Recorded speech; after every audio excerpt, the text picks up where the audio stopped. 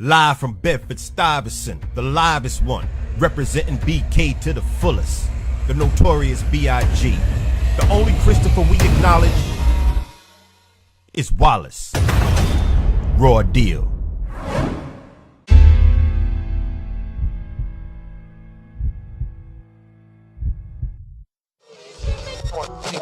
Puff came out and he grabbed my arm. Yo, Gene, we gotta pray. I say, pray for what? That nigga's dead. And walked out the hospital door. Raw deal. The Last B.I.G Night. Hey, this is Big Gene. I'm here with Wisdom Clear again. And my man MREC TV is in the studio somewhere doing his thing. You know how he is. He'll pop up at any time. We're here to address the Last B.I.G Night.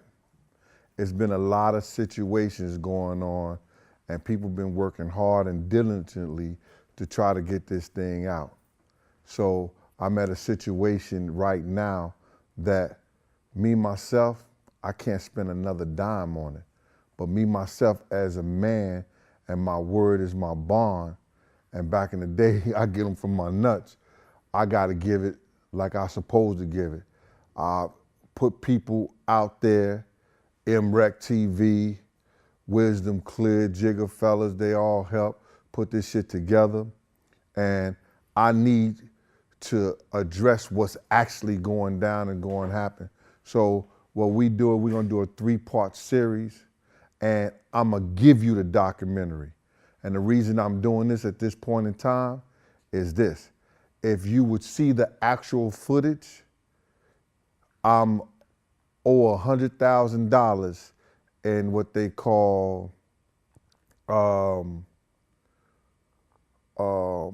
footage in which you have to pay for, and I guess that's clearance fees.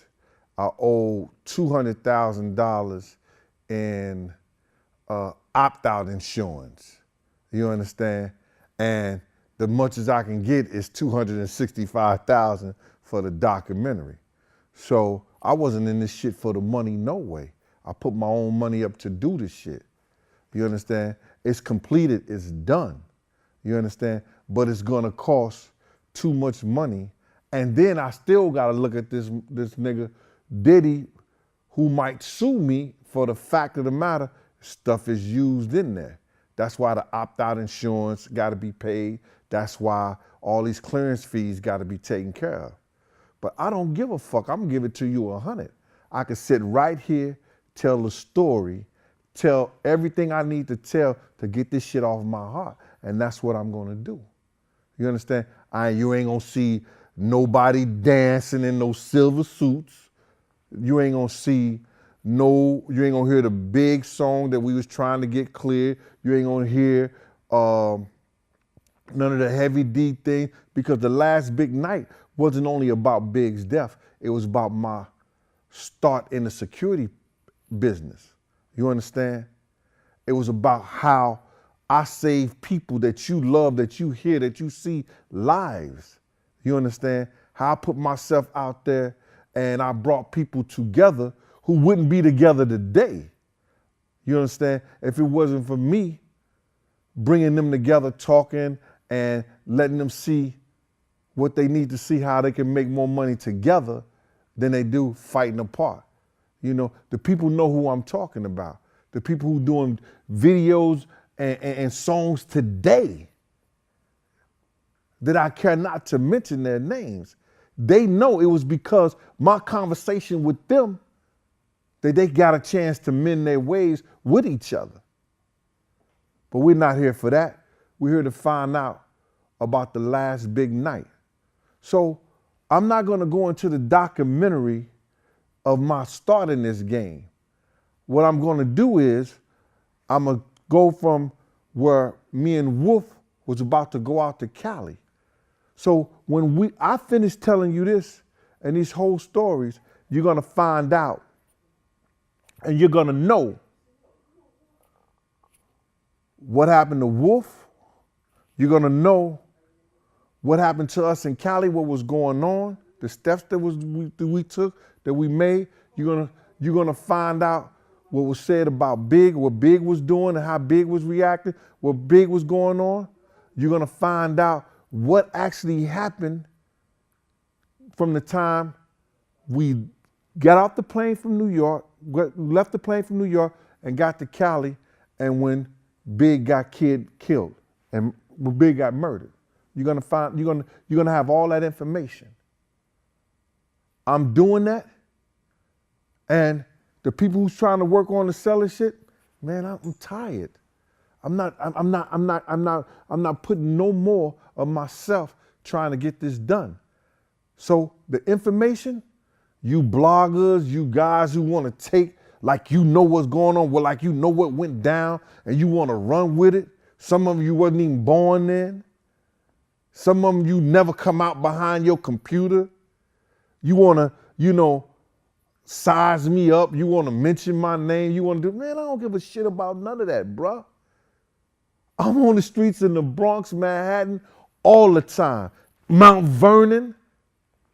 I fuck with a lot of niggas from Money on in Mount Vernon. Some of the best rappers come from Westchester. The best rappers in the Bronx. Best rappers in Manhattan. I fucks with all of them.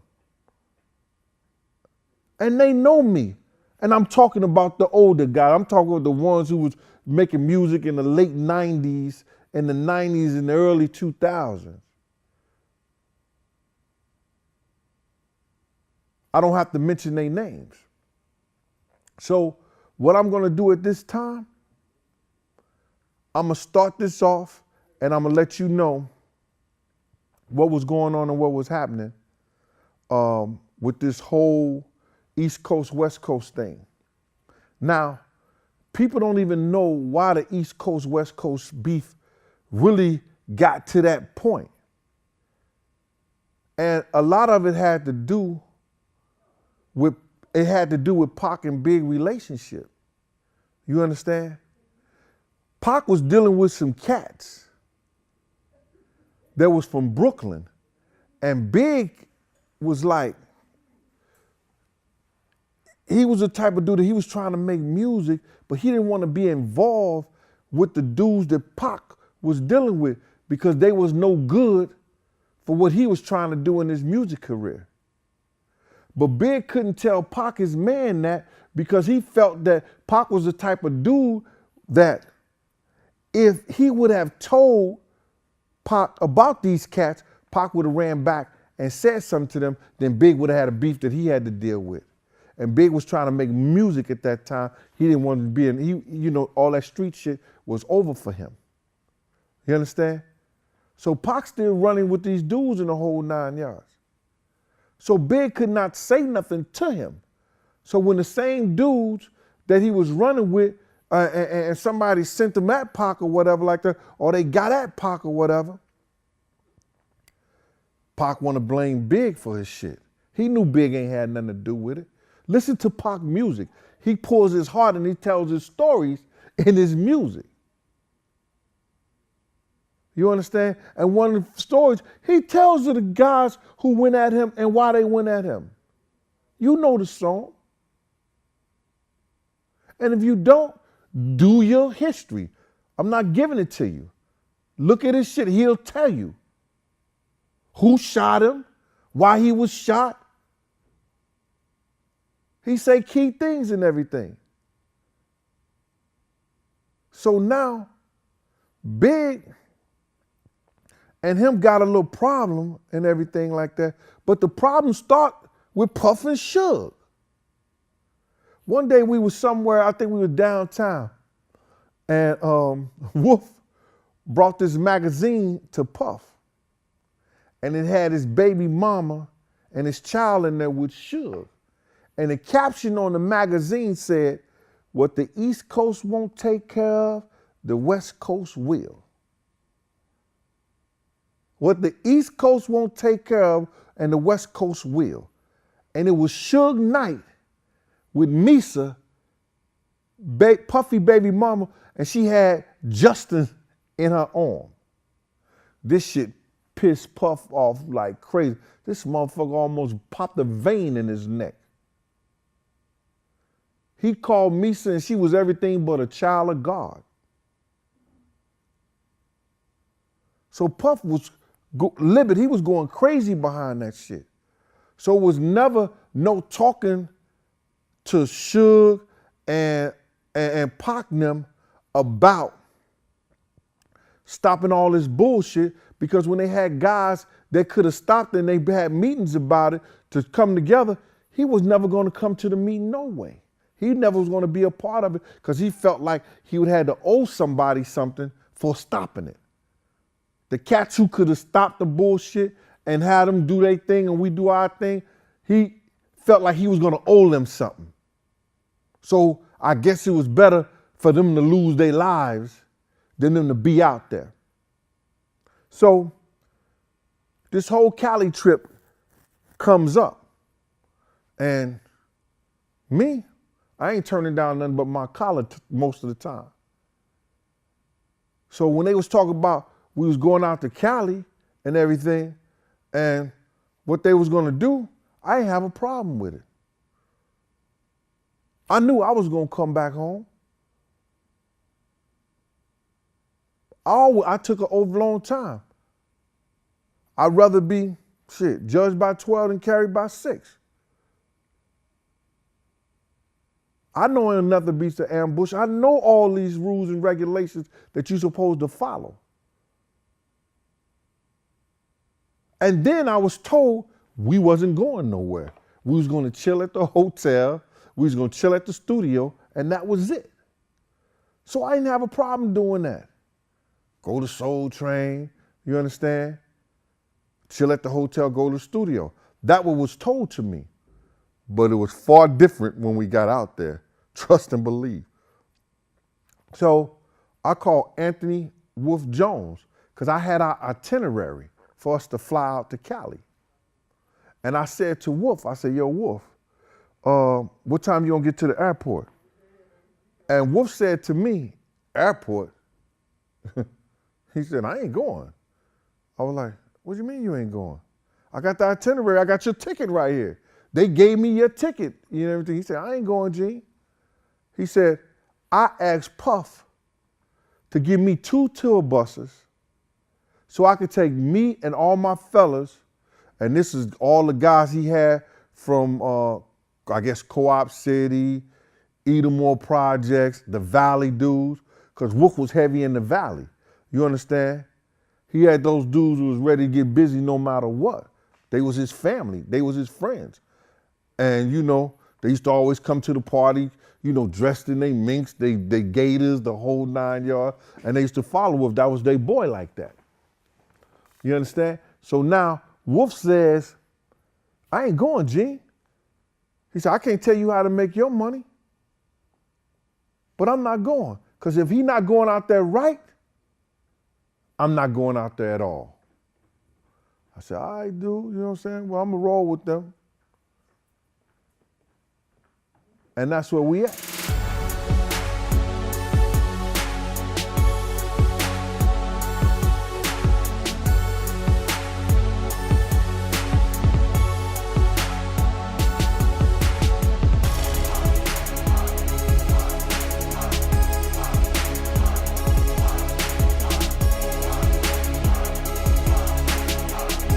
So me and Diddy get on the plane. We're headed to California. He gives me his briefcase, takes a seat in first class. I go to coach. In between the middle of the flight, I get bored as fuck, but I got his briefcase. So I go in the briefcase and it's got, you know, contracts and everything like that. And it's got big contracts. So, you know, I'm just reading it just to have something to do, being nosy in the motherfucker. And I go in and they start talking about what Big was going to get paid and everything like that. And it was saying something about, you know, signing the contract, you're going to get $250,000. And then if the contract go gold or platinum, or they had different increments in which he was going to get another $250,000. Just this money he was going to get from how well the album does. And, you know, and they had shit about him being a sophomore album and that it was, you know, and it usually talking about how they don't usually go well, but if his go well, what he would get. And at the end of the contract, it had something about marketing and publishing. and it had reference to the fact that he was going to get that back, or they were going to discuss him getting that back, you know, or the part in which Puff owed. So, you know, we get off the plane, we go, you know, so we staying at the Beverly Hills Hotel, and Big and them is at the Four Seasons. So now, Big is there with his crew and everything like that. And, you know, we supposed to be going to the studio, do a little studio time and things like that. And as we are, you know, going back and forth, just me and Puff. Puff was running around, you know, and he was having meetings with Will Smith, and he was just, I guess he was trying to get into the acting thing too, stuff like that. So he was just taking meetings and things, going back and forth. So we was really never with Big and them. He was just having Big on the telephone, say, yo, you going to the studio? Your studio is booked right here, booked right there. And we were just going everywhere. Just like, I mean, like we was running around Cali like this kid ain't have a care in the world. You understand? It was this one incident in which we were in the limousine and we were going down Melrose and we see Dr. Dre and a friend of his just sitting out at the cafeteria eating. And Puff seen him, he stopped. And he stopped the limousine and everything. So he was gonna go and talk to Dre and them. And we was about, Dre and them was way across the street and we was getting out the limousine. And this little, I guess he was Chicano, Mexican or something like that. He was surprised to see Puff and he went up to him, he said, yo, Puff Daddy, Puff Daddy. And Puff was like, yeah. And the dude was like, fuck you, Tupac, and took off running. This nigga Puff ran down the block at the old boy. And I'm like, wow. So I'm chasing this motherfucker. I'm chasing him, chase this guy. And this is a little kid and everything like that. And I was like, yo, man, we got like a block and a half away. I said, bruh, what the fuck is wrong with you? What was you chasing this kid for? He said, I don't even know. He said, I don't even know, Gene. I was bugging the fuck out. I said, yeah, you was. So we went across the street, got back up there, went across the street, we talked to Dr. Dre and them. You know what I'm saying? We left. Dre told me, yo, you need anything, let him know, whatever like that. So whoop-de-whoop. They shot the Willie Bobo. He got back in the car and we left.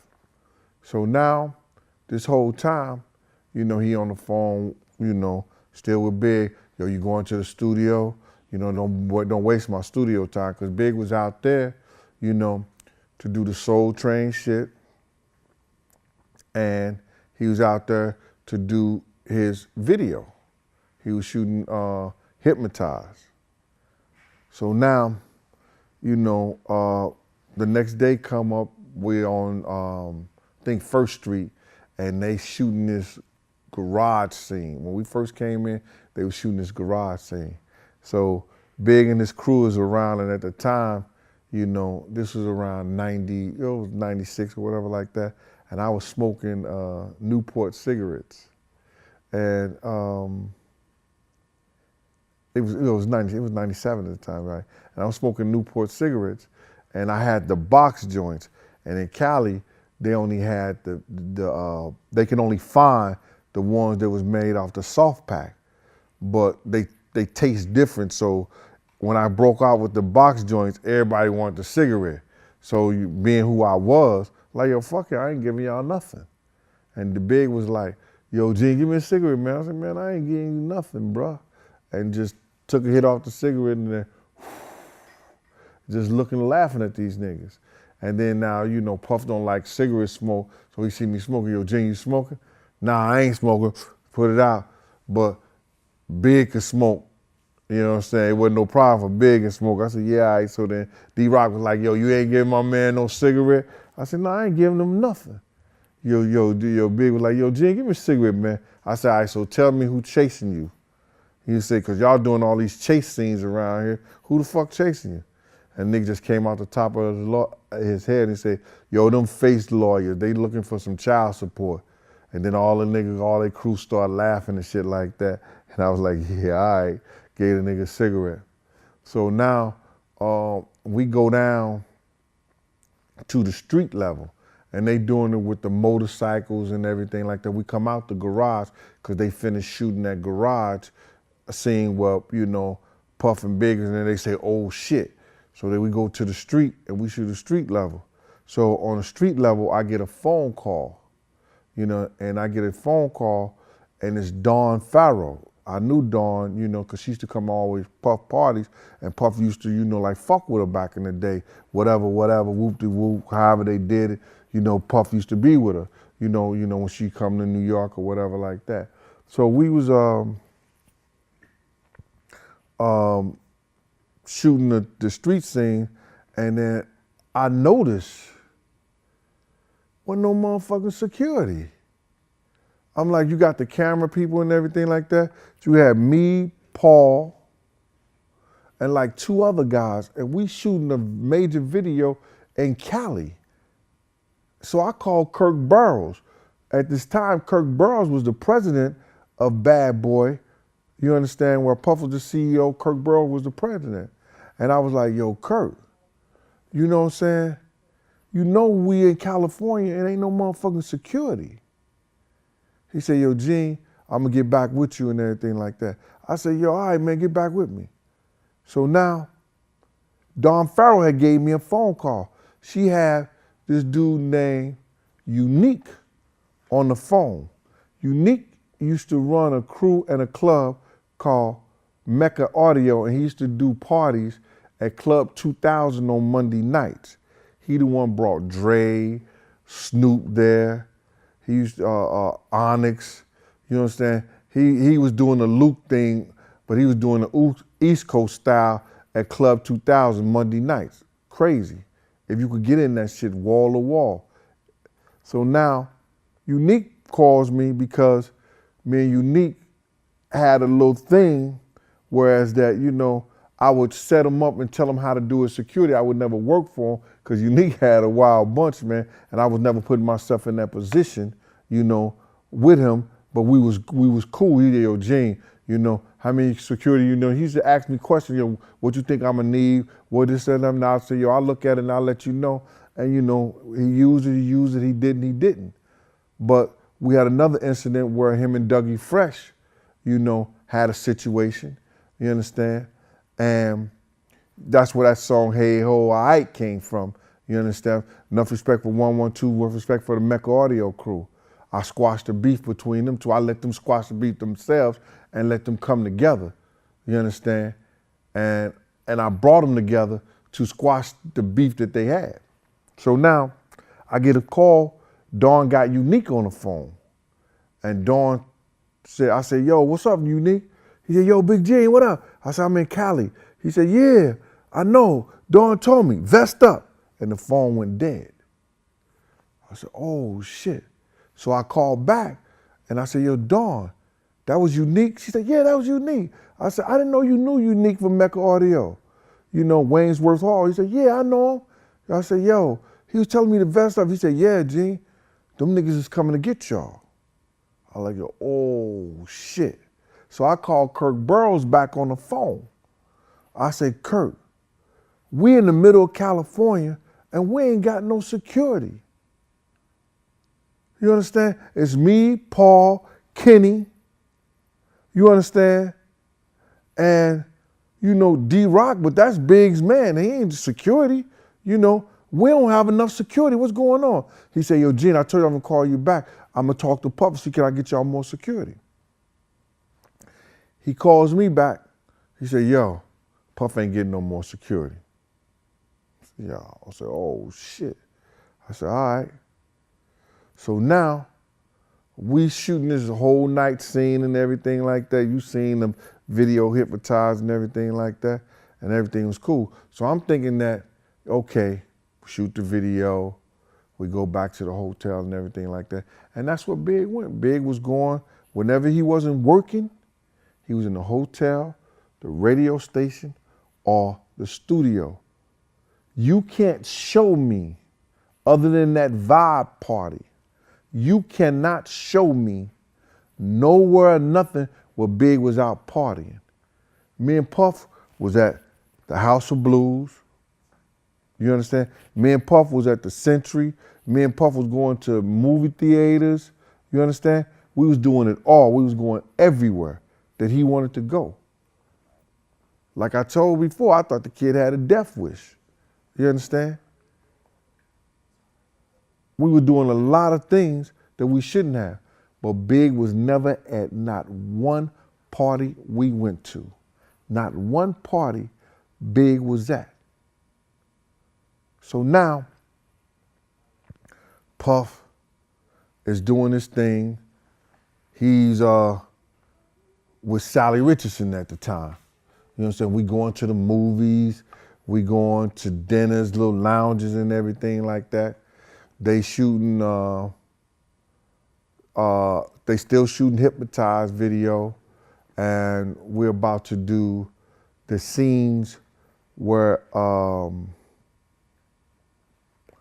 Big is in the white suit and it's the mermaids and the fish and all this shit going on. So this particular day, Puff leaves me with Big. We're in the Winnebago. D-Rock goes with Puff. Now, Puff never left me with Big ever. You know what I'm saying? And Big Crew is usually around and something like that. But this particular day, it was just Big and me, and we in the Winnebago. And I was like, I felt that shit to be funny that Puff left me with him because he never done that before. So Big is going over some contracts and everything like that. And then he asked me for another cigarette. I knew, but yo, Gene, let me get one. He had the soft packs, but he didn't have the box thing. So he said to Gene, he said, yo, Gene, let me get another cigarette. So my man, I'm not giving you nothing, bruh. Damn, man. She asked me for cigarettes for, bro. Don't you got cigarettes? He said, you know them shits don't take the same. Give me a cigarette. I said, yeah, all right, man. Here goes a cigarette, man. So he was talking like that. He was like, he was talking about, you know, his contracts. He said, yo, man, you a good dude, Gene. He said, I would take you with me, man, but you love that nigga Diddy. You love that nigga Puffy so much. You know what I'm saying? Man, get out of here, man. He said, yeah. I said, man, I'm going where the money at. He said, nah, you ain't going where this money at. I said, nigga, you broke. What are you talking about? What are you talking about? You got money. He said, look at this right there. So he showed me a contract. And I think at the time the contract was for either $62 or $6.2 million. It had Junior Mafia, Little Kim, The Commission, I think Tracy Murray or Tracy something like Murray, and Cameron. He started telling me about Cameron. He said, yo, Cameron, he felt like Cameron was the best rapper from Harlem. You understand? The nigga loved Cameron. He said he didn't like Mace, and they tried to play it up like Puff like tried to play it like him and Mace. Nah, he ain't give a fuck. He said, yo, he said this, he said, yo, listen here. He told me that day, he said, yo, how you change a nigga Mace? He was Murder Mace, now he just Mace. You know what I'm saying? They used to get on him like that, you know what I'm saying? So he felt Cameron was the better rapper, and he had signed Cameron, or I thought he signed Cameron. So now he going over to his contracts and everything like that. And then he was telling me about how close him and Lil Kim was.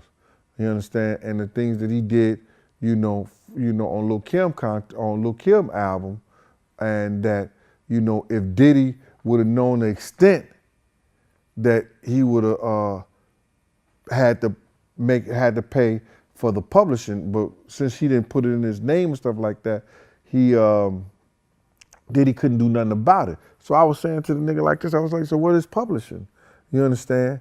Because I seen it on his contract that Diddy owned his publishing, or some of his publishing like that. He said, that's when if I write something for somebody, you have to, I would have to get paid for that. But since he owned a percentage or he owned the publishing, he get paid for it. I said, oh shit. He said, it's different from the marketing shit. So he explained the marketing to him. He said, the marketing is where you see my face or something like that on a poster, or you see me on I'm doing something for like, what was that beer out that he was doing it from? St. Ives or whatever like that. You know, he gets paid for that from the marketing thing like that. I said, oh, okay, all right, shit like that. Then the phone rang. You understand?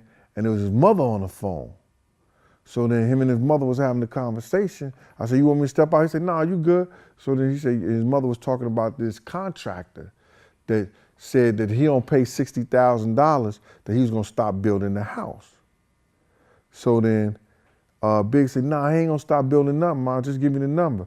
And she just kept going on, and he said, yo, Mom, he ain't gonna stop building nothing. Give me the money, give me the number, and I'm gonna have some people call him. So he got off the phone with his mother after they had that conversation about the contract, and I said to him, damn, bruh, smoking a cigarette, you owe everybody. The fuck is you, broke, bruh?